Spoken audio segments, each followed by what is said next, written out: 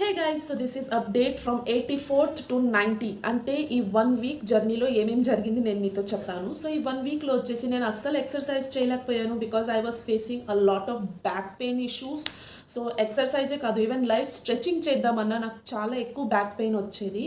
But walking continuity ఉన్నింది and diet కూడా so and so 50-50గా నడుస్తూనే ఉంది. అక్కడ మాత్రం ఏం చేంజెస్ లేదు. ఓన్లీ ఎక్సర్సైజెస్ కానీ లేదా సింపుల్ వర్కౌట్ చేయాలన్నా I'm facing lots of issues on my back. అందుకే ఈ post partum weight loss journey 90 డేస్తోనే నేను ఫుల్ స్టాప్ పెట్టాల్సి వస్తుంది. ఎందుకంటే ఇటుపక్క నేను కేదార్ని చూసుకోవాలి, అటుపక్క నేను హౌస్లో కూడా కొంచెం కొంచెం హెల్ప్ చేయాలి.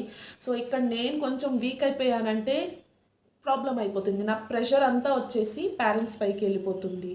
But don't worry, I'll be continuing the videos on different topics and soon నా full complete weight loss journey result top to bottom నేను మీతో నెక్స్ట్ రీల్లో షేర్ చేస్తాను. అంతవరకు బాయ్.